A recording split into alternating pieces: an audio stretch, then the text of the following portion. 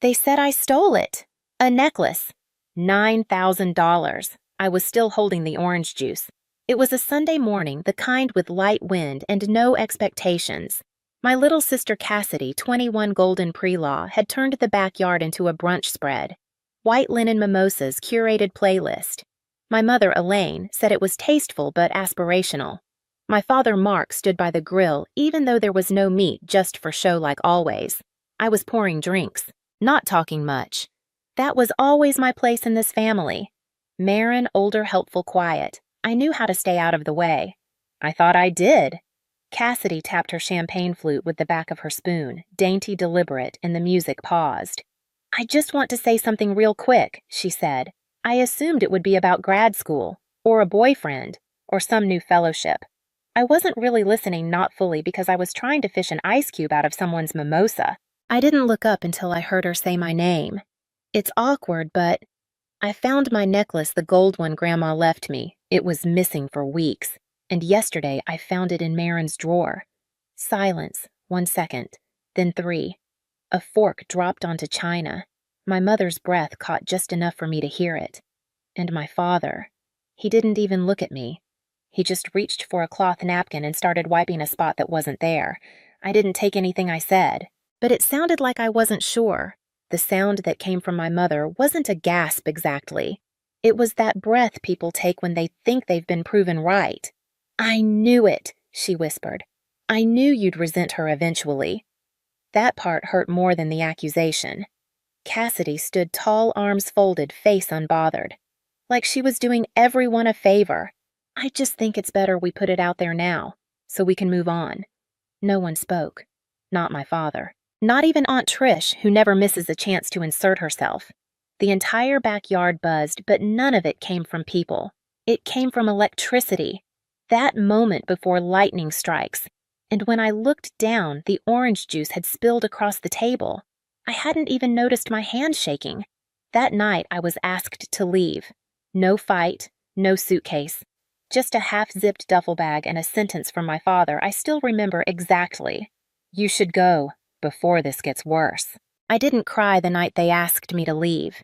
I packed what I could into a canvas duffel and sat on the porch steps until my ride came. The air was quiet, heavy with the kind of silence families use when they don't want to say anything true. I left without asking why, because deep down I already knew. At Layla's apartment, she didn't say much, just handed me the spare key and the good pillow. I slept for 12 hours without dreaming. When I woke up, I sat in her kitchen drinking coffee that wasn't mine, wearing a t-shirt that wasn't mine, and realizing something that had been true for a long time. They hadn't just erased me that night. I had been fading out for years. It started slowly. The electric bill, for example. One time, the lights were nearly cut off, and I offered to set up autopay from my account. It was supposed to be temporary. That was 6 years ago. I never turned it off. Then the groceries. Mom would text me every week with a list. Never a thank you. Just a list. Cassidy's tuition came next. A bursar issue, she said. Something about Dad missing a form. I paid the balance online, told them it was from a family scholarship. They never asked who, even the mortgage. When Dad got laid off, I started sending small payments directly to the loan account. I kept doing it even when he went back to work. No one asked why the statement stopped coming. They just assumed everything was being handled. I was the one who handled it. I kept a spreadsheet in my Google Drive called Active Accounts. I used colors: green for monthly bills, blue for annual support, red for anything late. Every few months, I'd adjust the formula so the totals didn't scare me. I told myself I was helping them stay afloat. I told myself family meant sacrifice. But over time, it started to feel like I was a silent subscription they forgot they signed up for. I remember the day I got my first full-time job. I called my mother excited. She said congratulations, then asked if I could help with Cassidy's books that semester. No pause, no question about how I was doing. Just another request. I said yes, of course. Back then, I always did. There were signs looking back, like that time Cassidy joked at dinner that I was just a background character in her story. Everyone laughed, including me. But the older I got, the more I realized she wasn't joking. That's how they saw me. Supportive, silent, optional. Even birthdays changed. One year they forgot mine entirely. When I brought it up, Mom said, "Oh, I thought we celebrated early." We hadn't. I let it go. That's what I did best. Let things go. But sitting in Layla's kitchen that morning, something hardened in me. Not out of anger, out of clarity. I didn't belong in that house anymore. Maybe I never did. I wasn't their daughter. Not really. I was their system, their safety net, their invisible plan B. And when they didn't need me anymore, or when I stopped playing along, they called it betrayal. So I didn't cry. I made coffee. I opened my laptop, and I started preparing to disappear properly. It started with a text from Cassidy. Just one line, no greeting. "Did you cancel the electricity?" I didn't answer. 3 minutes later, the power's out. The internet's down. I have midterms this week. This isn't funny. Still nothing from me. Then my mother called. I let it ring until it stopped. A minute later, she left a voicemail. I listened to it on speaker, sitting cross-legged on Layla's floor. Her voice was clipped but controlled. "Marin, I don't know what's going on with the bills, but we've been getting calls from the utility companies. The gas is late and Cassidy's tuition portal says she's locked out. I assume there's been some kind of mix-up. Call me back when you get this." She didn't say thank you. She didn't ask if I was okay. Just confusion dressed up as concern. By day 4, the texts started coming from my father. Short, hesitant things. "Hey, just checking in. Cassidy's portal is still frozen. Any chance you're still linked to that?" I didn't respond. Not because I was angry, I wasn't, but because I finally understood what silence could do. How loud it becomes when someone is used to you filling in the blanks. On day 6, I got a bank alert. Someone tried to log into one of the family accounts I had removed myself from. Invalid credentials. A reset request was sent, but they couldn't answer the security question. I had changed it. What color was Marin's first bike? The answer was blue. No one remembered that. On day 8, my mother tried again. This time more direct. "You made your point, but this is childish. You can't just pull away from your responsibilities and leave us hanging. We're still family." I almost laughed. Responsibilities. Not memories. Not love. Not home. Just what I owed. She didn't know. They never knew. That I had been paying for the very air they breathed. The warmth in the walls. The silence in their comfort. And now that it was gone, they were gasping. By day 10, I could tell the panic was setting in. The kind people don't say out loud, but it leaks through their words. I started getting messages from Cassidy's friends, from distant relatives. Vague things like, "Hey, hope you're okay. Your mom mentioned there's been some confusion." Or, "Cassidy said you're going through something. Just wanted to check in." But no one asked what happened. They just wanted me to reset whatever I had turned off. So I stayed quiet. And it echoed louder than any fight we'd ever had. The house was starting to fold in on itself room by room. I imagined them lighting candles in the kitchen, wondering why the fridge hummed one minute and fell silent the next. I pictured Cassidy refreshing her tuition portal over and over, as if the system had glitched instead of the girl she built her lies on. No yelling, no drama. Just a slow, crumbling unravel like something left out in the rain too long.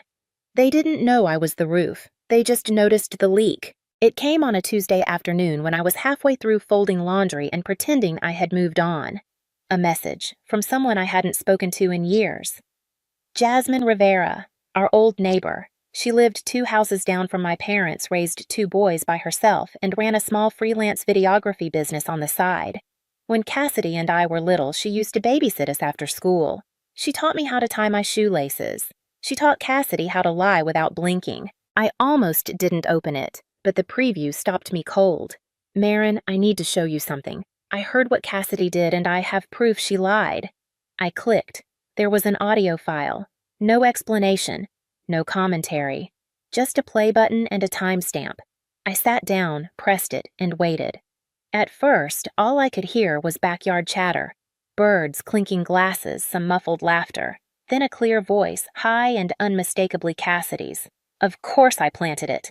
I needed people to see her for what she is. Mom always says Marin acts so perfect. Let's see how perfect she looks when she's kicked out. The clip kept going. There was a second voice, one of her friends. Giggling. Then Cassidy again. She won't fight back. She never does. That's the point. My ears rang, not because I was surprised, but because really hearing it, felt like someone had taken my worst suspicion and dressed it in her voice. I closed my eyes, let the words echo once more. Then I read Jasmine's next message. I was filming slow-motion footage of the garden for a wedding job. My mic caught their conversation by accident. I didn't realize what she said until I played it back. I've already sent it to the dean's office at her college. Someone like her shouldn't get away with this. I stared at my screen for a long time. I didn't respond right away. I wasn't sure what to say. Thank you didn't feel right. Nothing felt right. She had framed me, lied without flinching, watched me get pushed out of our home and felt nothing but satisfaction. And now her own voice had turned on her. I copied the file, saved it to a backup drive, then shut my laptop. No revenge plan, no announcement, just silence. 3 days later, Cassidy went quiet online. Her carefully curated life, the brunch photos, the blessed to be me, captions, the perfectly filtered morning routines all vanished overnight. The comments dried up, her stories stopped, her face disappeared. Whispers started instead, at first just among students, then in department group chats. Then I was told during class, she's the one from the audio. Did you hear what she did to her sister? Honestly, it's kind of sociopathic. The clip made it to a student forum. Someone had ripped the sound and added subtitles. The post said, "Your family's golden child isn't so golden." And still, I said nothing. She was called into a disciplinary hearing, then another. Not just for the false accusation, but for a separate plagiarism case that had been swept under the rug last semester. Apparently, she had used an AI tool to write a term paper and lied about it. This time, no one covered for her. She was suspended. When Layla read me the update, I didn't flinch. I just nodded. They had always protected her, given her the benefit of the doubt even when there was no doubt to give. Now her voice, not mine, had ended the story. And I was still here, still quiet, still standing. After the silence came space. Not applause, not justice. Just space. Enough of it to move again. While Cassidy was explaining herself to student conduct committees, I was working. My manager, Mr. Elias, called me into his office one morning. He was a quiet man, sharp-suited, fond of understatements. I had been with the firm for 5 years, long enough to know when something was changing. He looked at me then, at a folder on his desk. "You've been showing up like clockwork," he said, "even when your life's been unraveling. That takes grit." I didn't answer. I never told him anything. But I guess people notice more than we think. He slid the folder across to me. "There's a position opening up in our Denver office. Lateral promotion. More autonomy, better salary. Think of it as a reset button." I opened the folder. The title was real. The salary was real. The relocation stipend was generous. "You don't have to say yes right now," he added. "But I think you've earned the choice." I said yes before he finished the sentence. That night, I packed what little I owned into 3 boxes. 1 suitcase, a new pair of headphones, and a file labeled canceled accounts, which I didn't bother opening. Layla cried a little when I left, not because she was sad, just because she understood what this meant. You never needed them to say sorry, she told me. You just needed somewhere they couldn't reach. Denver was colder than I expected, but the apartment 12th floor, floor-to-ceiling windows facing the mountains felt like the right kind of empty. I didn't decorate much. Just one framed print above the desk, a black and white photo of a woman walking alone across a frozen lake. No caption, just motion. I started filming videos in my kitchen. Nothing fancy, just a tripod, soft light, and my voice. The channel was called Silent Budget. My first upload was titled "They Called Me a Thief." I was the one paying their bills. I didn't name names. I didn't show faces. I just told the truth. About money, about boundaries, about what it costs to be the quiet one. The video reached 10,000 views in 3 days, then 50, then 100. Women started writing to me. My sister did this to me too. My parents used my credit and told me I owed them. Thank you. I thought I was the only one. I started filming weekly. Budgeting tips. Exit plans. Silent financial abuse, a term most people didn't even know existed. Sponsors reached out. A podcast invited me to speak. Someone from a local women's shelter asked if they could use my videos in their program. I said yes to all of it, not because I wanted to be seen, but because now when I spoke, no one looked away. It came from an old number I didn't recognize. I almost let it go to voicemail, but something made me pick up. Marin, the voice was slow, warm, familiar in a way I couldn't place until she said her name. "This is Hope, your aunt, on your father's side. I hadn't heard her voice since I was a child.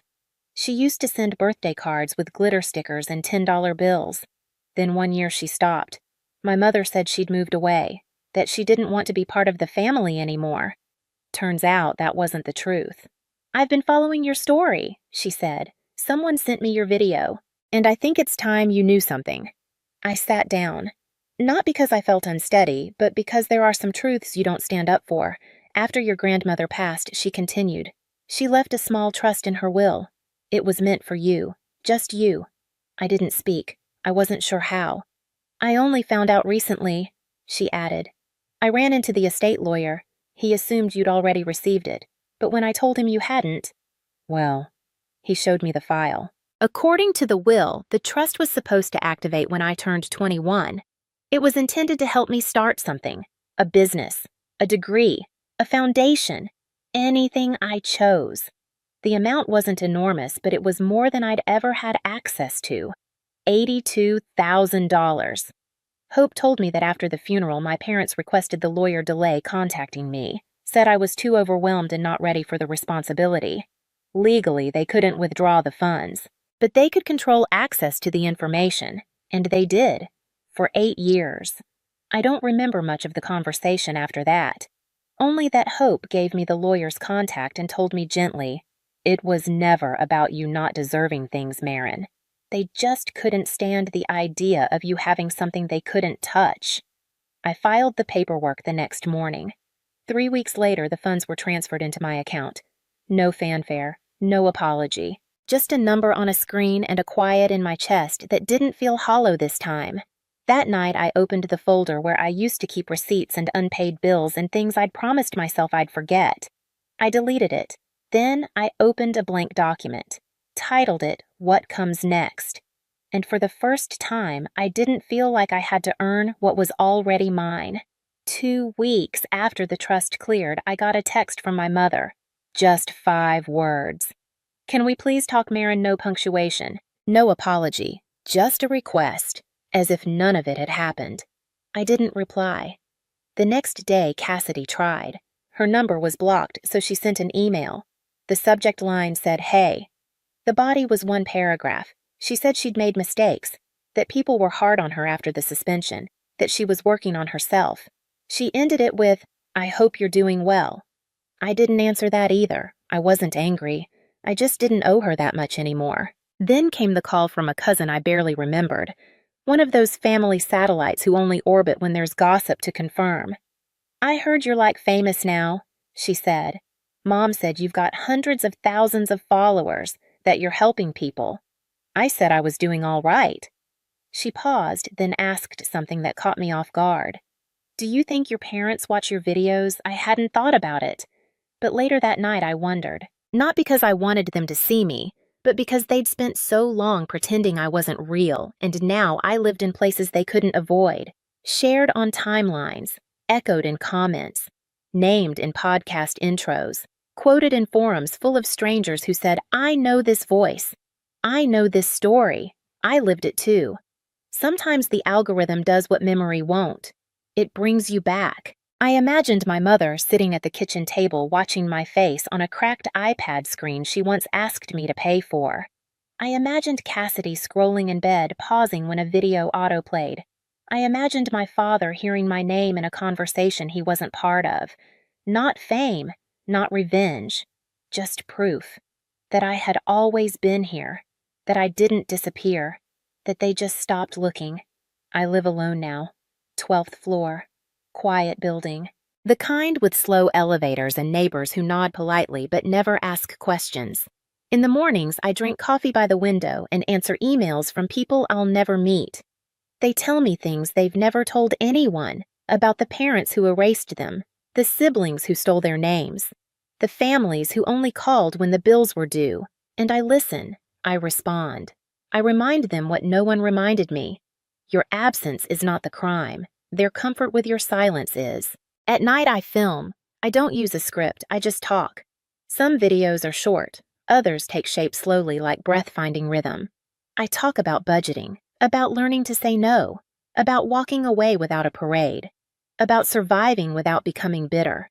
Silent Budget now has over 600,000 subscribers. It's strange how many people needed permission to stop saving people who never saw them. Stranger still, how many of those people are older than me? Mothers, retired nurses, grandfathers who raised other people's children. They tell me, "You're saying what I didn't have words for," and I believe them, because I know what it feels like to go decades without being called by your name in a room full of people who share your blood. I haven't spoken to my parents in almost a year. Cassidy tried once more. A voice message this time. She sounded tired, small. She said, "You were right, you know, about everything." Then she paused. "I don't think anyone else ever will be." I didn't reply. But I didn't delete it either. Some things deserve to be heard exactly once. My Aunt Hope sends postcards now. She signs them in cursive always with one line that feels like a benediction. "You're exactly who she hoped you'd be." She means my grandmother, the one who left me something even when no one else did. Some evenings I walk along the river downtown. I wear headphones not for music, but to muffle the world. I watch couples argue, dogs pull leashes, children chase each other through grass. No one knows me here. Not really, and that's the point. I'm not the quiet sister anymore, not the fixer, not the background. I'm just Marin. I was never lost. They just didn't look. And now they can't stop watching. Hey everyone, I'm Olivia. I'm 17, a high school senior living in this typical suburban town. Sounds pretty normal, right? Well, things aren't always as they seem. I live with my parents, John and Linda, and my older brother, Mark. He's 19, and let's just say we don't exactly get along. See, cycling is my passion. It's my escape, and I've been training hard for an upcoming local competition. I'm actually pretty good at it, if I do say so myself. But Mark? He hates it. Every time I hit a new personal best or when our parents cheer me on, I can practically see the jealousy eating him alive. "Great job on your training today, Olivia," Mom said one evening after dinner. "Thanks, Mom." I shaved another 30 seconds off my rap. I noticed Mark rolling his eyes from across the room. "Big deal. It's just riding a bike," he muttered under his breath. Dad stepped in, trying to smooth things over. "Now, Mark, your sisters worked hard. We should all be proud." "Whatever," Mark grumbled, storming off to his room. My best friend Emily gets it though. We were hanging out in my room later that night, and I vented about Mark's attitude. "He's just jealous, Liv," Emily said, flipping through a magazine. "You're actually doing something with your life." "I guess. I just wish he'd grow up already, you know. At least I have my cycling coach, Mr. Thompson, to lean on. During training, he always pushed me to be better." "You've got real talent, Olivia," he told me after a grueling practice. "Keep this up and you could go far." But things at home were only getting worse. One night, I overheard my parents whispering. "John, we need to do something about Mark and Olivia," Mom said. "They're just being siblings, Linda." "It'll blow over," Dad replied. I wanted to scream. This wasn't normal sibling rivalry, it felt like something more. The next morning, I headed to the garage for my usual preschool training session. I was pumped knowing I had an important practice later, but as I reached for my bike, something felt wrong. I knelt down to check, and my heart sank. The brake lines had been cut. I stood there frozen, staring at the clean slice. This wasn't an accident. Someone had done this on purpose, and I had a sinking feeling I knew exactly who. As I heard footsteps approaching the garage, I straightened up, my mind racing. How was I going to handle this? And more importantly, who could I trust? I found Mark in the kitchen, acting like nothing had happened. "Did you cut my brake lines?" I asked, my voice shaking. He looked at me like I was insane. "What? No way. Why would I do that?" "Because you're jealous," I snapped. "You can't stand that I'm good at something." Our parents rushed in, hearing the commotion. I explained about the brake lines, but they didn't seem to understand the seriousness of it. "Honey, Are you sure it wasn't just wear and tear? Mom suggested. Yeah, Olivia. Stop being so dramatic, Mark smirked. I felt like I was losing my mind. No one believed me. Later that day, I met up with Emily at our favorite coffee shop. I don't know what to do, Em. They think I'm overreacting, I said, exasperated. That's messed up, Liv. You need to be careful, she warned, and I nodded, feeling just a little less alone. At my next practice, I confided in Mr. Thompson. Olivia, this is serious. Don't take any chances with your safety, he said. Taking his advice, I started using my backup bike for training. But I couldn't shake the feeling of dread. A few days later, I overheard Mark on the phone in his room. He sounded stressed. Drake, I swear I'll get you the money. No, you don't understand. I can't ask my parents. Money troubles? Was that why he'd been acting so weird? Things took an even scarier turn during my next practice run. I was flying down a hill when suddenly my gears jammed. I barely managed to stop without crashing. When I inspected the bike, I found metal shavings in the gears. This wasn't an accident. That night, I made a decision. I set up a small camera in the garage, hidden behind some old paint cans. Days went by, and nothing happened. I started to think maybe I was being paranoid. But then, one afternoon as I reviewed the footage, my blood ran cold. There was Mark, clear as day, tampering with my bike. He was messing with the water bottle, likely putting something in it, something dangerous. My hands shook as I reached for my phone. This was it. No more doubts, no more second chances. 911. What's your emergency? I need help, I stammered. My brother has been sabotaging my bike. I have video evidence. As I waited for the police, a wave of emotions hit me. Relief that I wasn't imagining things, anger at Mark's betrayal, fear of what could have happened if I hadn't caught him. But more than anything, I felt a steely resolve. No one was going to hurt me anymore. Not even family. The police arrived faster than I expected. I led them to the garage, my heart pounding. This way, officers. I have it all on video. We watched the footage together, and I could see the shock on their faces. One officer turned to me, his voice serious. Mom, this is no joke. We'll need to question your brother. Just then, my parents burst in, their faces stricken with panic. What's going on here? Dad demanded. Mom's eyes widened when she saw the police. Olivia, what have you done? I couldn't believe it. Even now, they were defending Mark. What I've done? Look at what he did, I shouted, pointing at the screen. Dad tried to intervene. Officers, there's been a misunderstanding. Our daughter is overreacting. Overreacting? My anger boiled over. He could have killed me, I yelled. The police remained firm, despite their discomfort. Sir, we have to investigate this. As they led Mark away for questioning, he shot me a venomous glare. You'll regret this, Olivia. The next few days were a blur of frustration and heartache. My parents kept begging me to drop the charges. He's your brother, Olivia. Family sticks together, Mom pleaded. I looked at her, my voice cold. Family doesn't try to hurt each other. I couldn't take it anymore. I called my Aunt Karen, my mom's sister. Aunt Karen, I don't know what to do. No one believes me.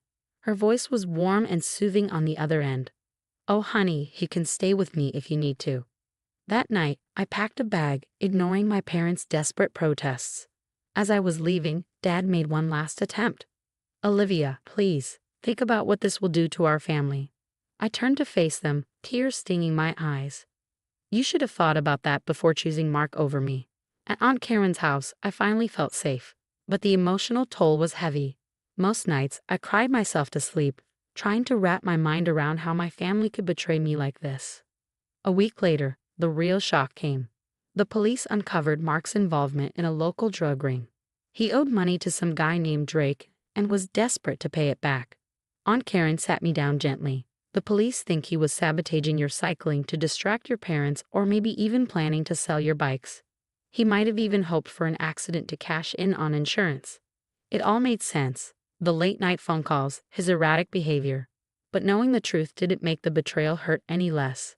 As I sat on Aunt Karen's porch that evening, watching the sun dip below the horizon, I had a realization. This wasn't just about Mark anymore. It was about me, choosing myself, my safety, my future. For the first time in weeks, I felt a flicker of hope. You okay, sweetie? Aunt Karen asked, joining me on the porch. I nodded slowly. I will be. I'm just done letting them hurt me.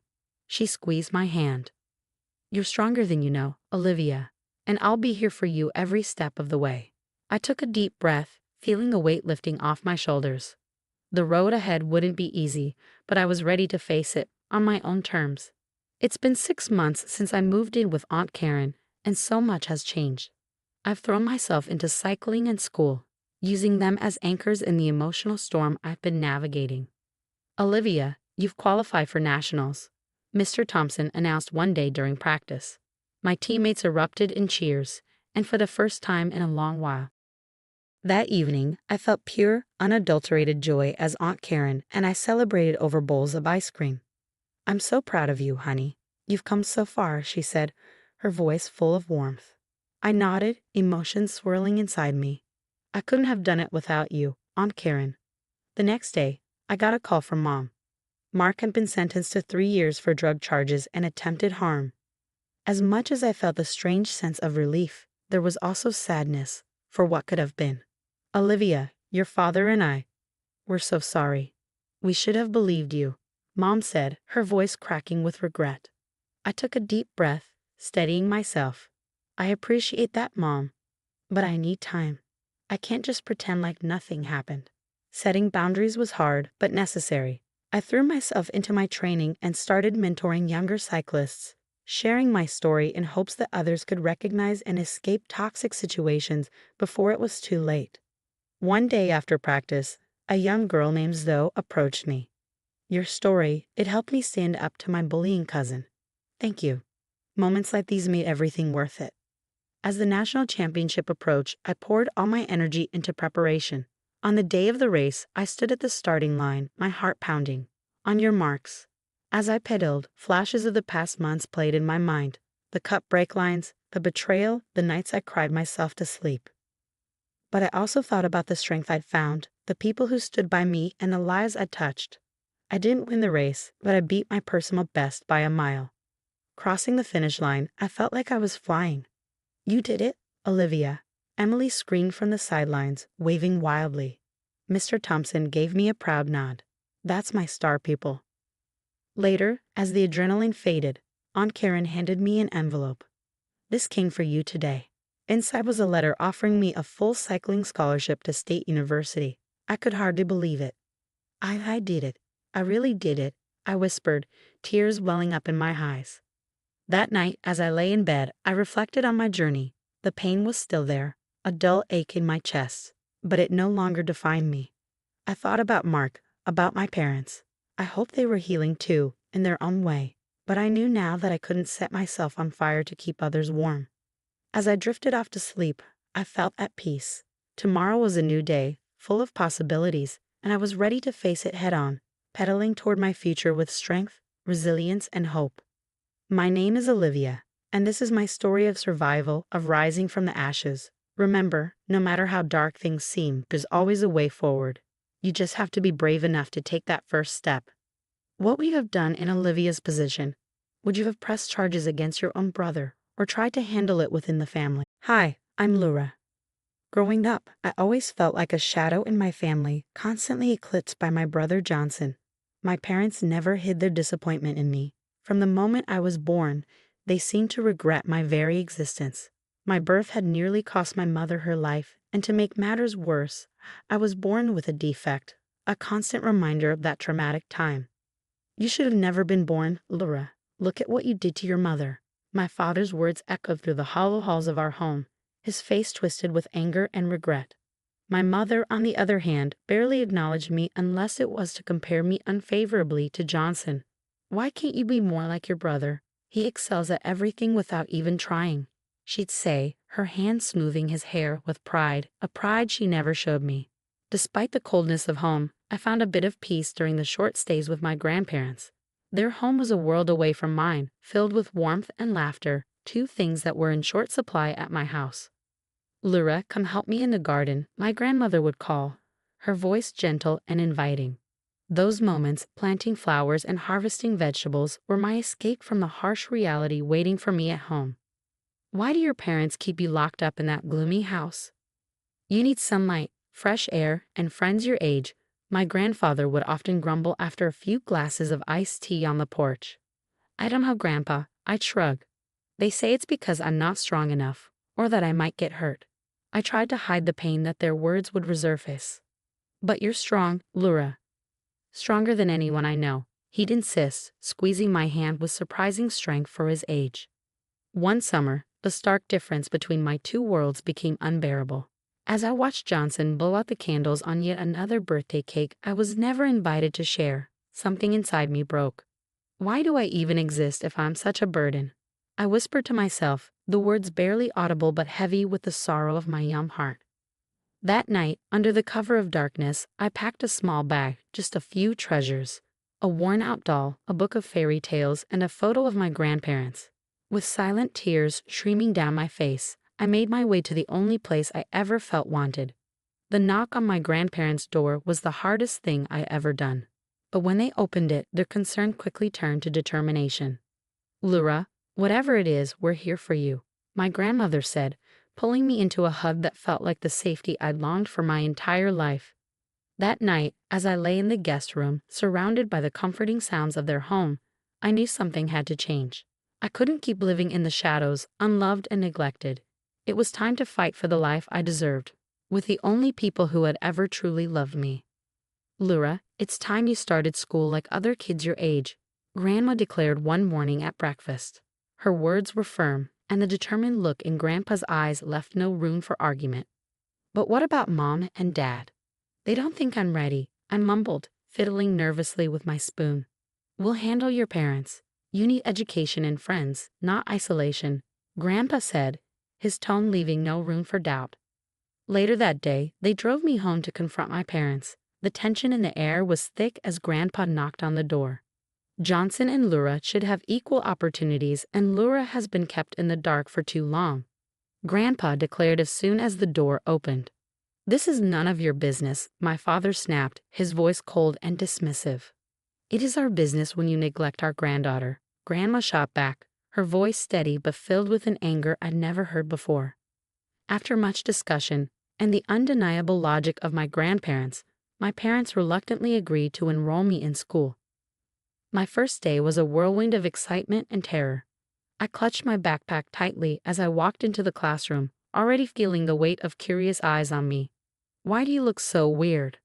A boy sneered at recess. I tried to shrink away, but his words stung, echoing the cruel remarks I'd grown up hearing. Despite the bullying, I found refuge in books and the certainty of numbers. Equations made sense when the world around me didn't. But one day, the teasing turned physical. Some older kids cornered me behind the gym. Johnson, who was in the same school, turned a blind eye. "Leave me alone," I shouted, my back pressed against the cold brick wall. "What are you gonna do, freak?" Jared, the leader, sneered, his face twisted in a cruel smirk. Without thinking, I swung the textbook I was holding, hitting him square in the nose. Shocked by what I'd done, I ran, tears blurring my vision, not stopping until I was home. Bursting through the front door, I was met by my father's angry glare. "Causing trouble at school now? Can't you do anything right?" he bellowed, advancing toward me. I was defending myself. I yelled back, anger rising in my chest. For once, I was fed up with being the victim. His hand lifted, but before it could come down, my mother stepped in. "John, stop. She's just a child," she said, grabbing his arm. "Stay out of this," he snapped. But that brief hesitation gave me the chance to slip away. I ran straight to my grandparents' house, sobbing as I told them what had happened. "They can't keep treating you like this, Laura." "It's not right," Grandma whispered, holding me tightly. "We're going to do something about this, once and for all," Grandpa added, his jaws set with determination. And I knew they would. They had always been the ones to fight for me. As I fell asleep in my old, comforting bed that night, for the first time in my life, I dared to hope. Hope that things could be different, that I could be more than the unwanted child. The morning after my return, Grandma and Grandpa were already on the phone, their voices filled with urgency and determination. They were talking to a lawyer, a family friend who specialized in family law. "They've gone too far this time. It's not just neglect, it's abuse," Grandpa argued into the phone. his hand gripping the receiver tightly. Grandma paced back and forth, jotting down notes. "We need to file for emergency custody. Laura isn't safe there," she said firmly. The next few weeks blurred by in a whirlwind of meetings and legal documents. I learned terms like custody and guardianship, words I had never needed to know before. I was caught between fear of what my parents might do and relief that finally someone was standing up for me. At the custody hearing, my parents arrived wearing masks of concern, a far cry from the indifference I'd known all my life. "We love our daughter and want what's best for her," my father said to the judge, his voice dripping with false sincerity. "He's lying," I whispered to Grandma, gripping her hand tightly. The judge looked at me, his expression unreadable. "And what do you think is best for you, Laura?" he asked. My heart pounded as I took a deep breath. "I want to stay with my grandparents. They care about me," I said, my voice trembling but determined. There was a heavy silence in the room. Then the judge nodded slowly, making notes. "We'll consider your wishes, Laura," he said. A few days later, the judge granted temporary custody to my grandparents. In that courtroom, my parents' masks cracked, their anger barely contained. "You're stealing our daughter," my mother hissed as they stormed out. "We're saving her," Grandpa replied quietly, his arm protectively around me. Back at my grandparents' house, life began to change. I had my own room, painted a soft light blue with white trimmings, a stark contrast to the dark, neglected space I had at my parents' house. "Let's plant a garden just for you," Grandma suggested one sunny morning. "You can choose whatever you want to plant." As we dug into the earth, planting tomatoes, carrots, and sunflowers, something inside me began to heal. The simple act of caring for something and watching it grow was therapeutic. Grandpa and I spent afternoons discussing legal strategies and chess strategies too. "Life's a bit like chess, Laura. You have to think ahead, plan your moves," he said, tapping a pawn gently. "And what if something unexpected happens?" I asked, moving my knight. "Then you adapt, just like you're doing now," he said, smiling with pride in his eyes. Evenings were filled with baking with Grandma or watching old movies wrapped in blankets on the couch. Laughter became a common sound, and for the first time, I started to feel like I belonged. As the final custody hearing approached, anxiety gnawed at me. But Grandma squeezed my hand and whispered, "No matter what happens, you're home now, Laura." In that moment, surrounded by their love and support, I understood what it meant to have a sanctuary. It wasn't just a place, it was where I could be myself, safe and cherished. When we arrived at the courthouse, it was quiet, almost solemn. My heart raced as we awaited the judge's final decision. Grandma and Grandpa sat beside me, their presence as reassuring as ever. The judge reviewed his notes, then looked up, meeting my anxious gaze. "After reviewing all the evidence and considering Laura's best interests, I grant permanent custody to her grandparents," he said.